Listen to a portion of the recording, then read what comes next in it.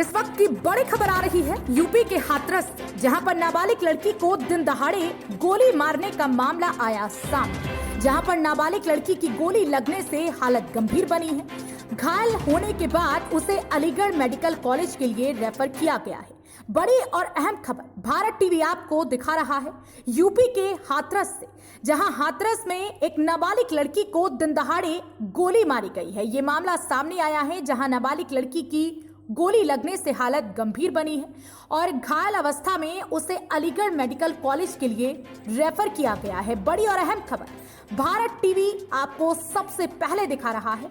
हाथरस से ये खबर है जहां एक नाबालिग लड़की को दिन दहाड़े गोली मारी गई है।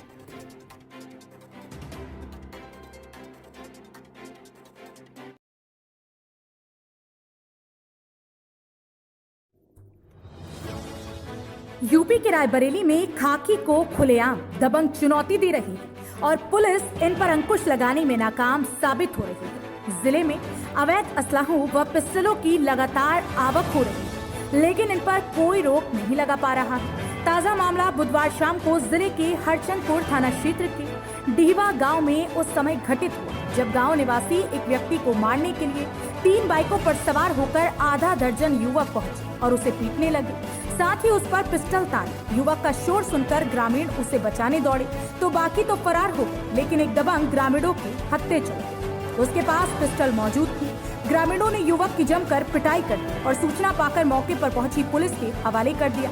इसी बीच किसी ने मामले का वीडियो बना लिया। फिलहाल पुलिस ने मुकदमा दर्ज कर युवक को जेल भेजने की प्रक्रिया शुरू कर दी है। उसके साथियों की तलाश पुलिस ने शुरू कर दी है। यूपी के रायबरेली से भारत टीवी के लिए राजकुमार की रिपोर्ट।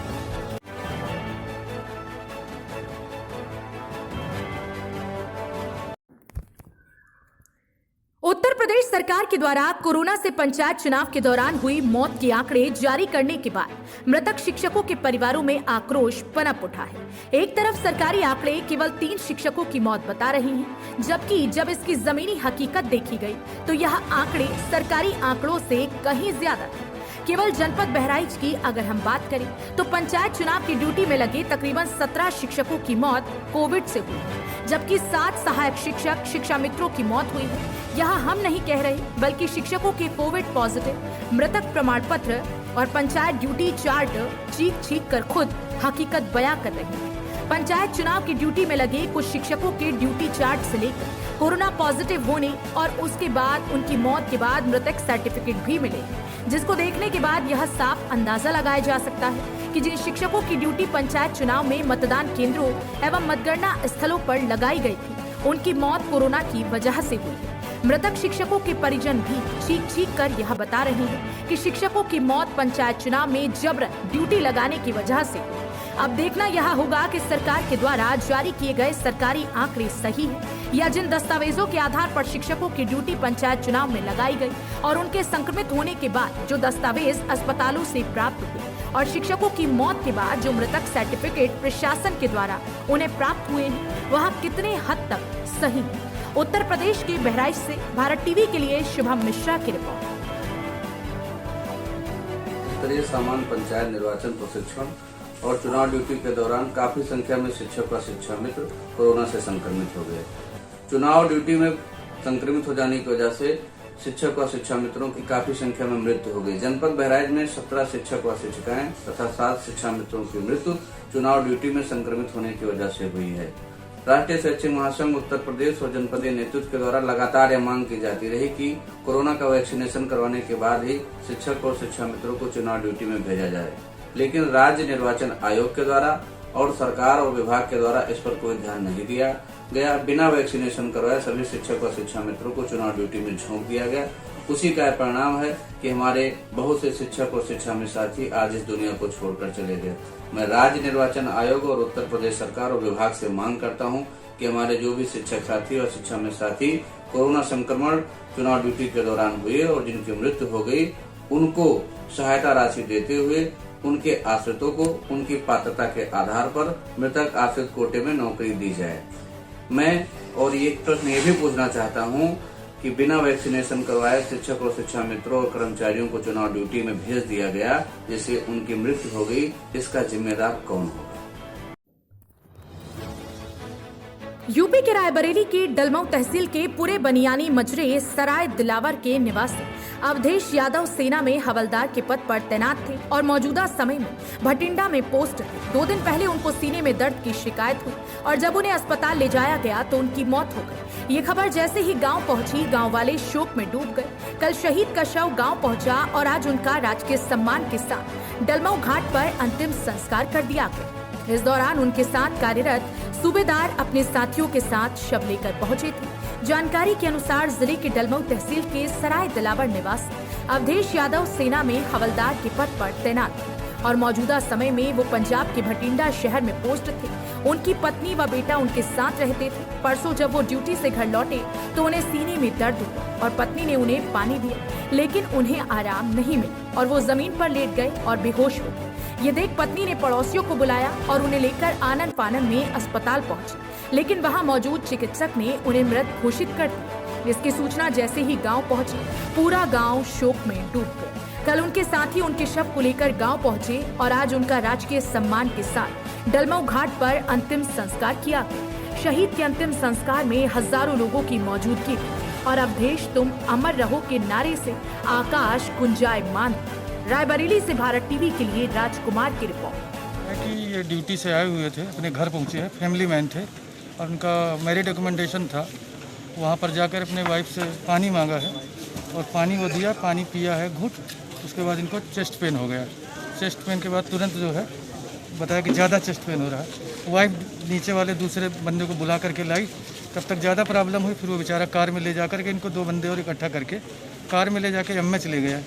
एमएच में डेड घोषित कर दिया गया। वहाँ पर हार्ट अटैक बताया गया। क्या कोई बीमारी पहले से ही चल रही थी इनकी? नहीं, मेडिकल कैटेगरी शेप 1 है, शेप 1 थे। शेप 1 को साधारण भाषा में कुछ कहा जाएगा? शेप 1 मतलब कैटेगरी शेप 1 मतलब कोई प्रॉब्लम नहीं थी। कोई प्रॉब्लम नहीं थी। अचानक खत्म हुआ। कुछ परिवार का ऐसा भी कहना है कि शायद वो वैक्सीन डोज जो कोरोना संक्रमण की लगाई गई, पहली डोज के बाद जब दूसरी डोज लगाई गई उसको तो बहुत दिन हो चुका है। ऐसा कुछ नहीं, फर्स्ट एंड सेकंड डोज का वैक्सीनेशन इनका बहुत पहले हो चुका, करीब लगभग 1.5 से 2 महीना हो चुका। तो ऐसा कोई मामला सामने नहीं आया? नहीं, वैक्सीनेशन का कोई सर इफेक्ट नहीं।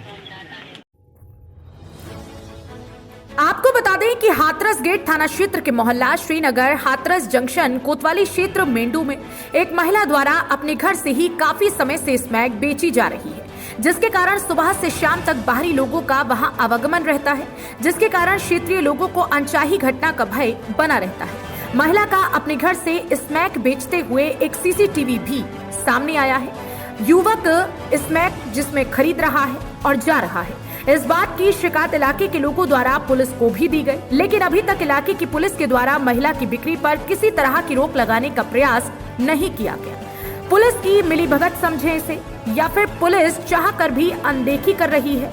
अब देखना यह होगा कि प्रशासन आखिर कब तक करता है स्मैक माफियाओं पर कार्यवाही। उत्तर प्रदेश के हाथरस से भारत टीवी के लिए होमेश मिश्रा की रिपोर्ट।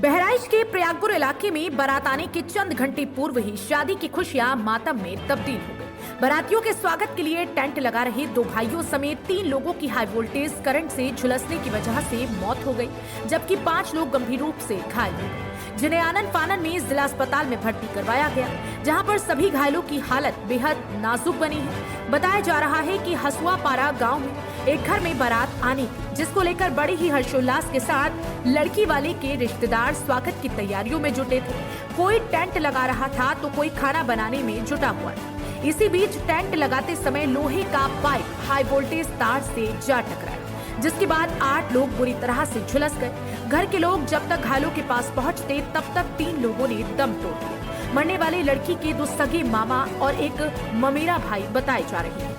इस हादसे के बाद शादी की खुशियां मातम में तब्दील हो गई है और लड़की के परिजनों में कोहराम मचा हुआ है। उत्तर प्रदेश के बहराइच से भारत टीवी के लिए शुभम मिश्रा की रिपोर्ट। क्या नाम है आपका? प्रमोद कुमार सर। आज आपके यहाँ 3 लोगों की करंट लगने से मृत्यु हुई है। हाँ सर, क्या जानकारी है इसके बारे में बताइए पूरी। उसके बारे में हमारे लड़की की शादी थी सर, और हमारे वो रिश्तेदार हैं, हमारे सगे संबंधी साले हैं, और वो टेंट वालों के साथ में हेल्प कर रहे थे। इसमें करंट लग गया, टेंट में करंट आ गया, इसलिए उनकी मौत हो गई। पुलिस आई थी मौके पर। कार लटक रहा था, ही बताओ।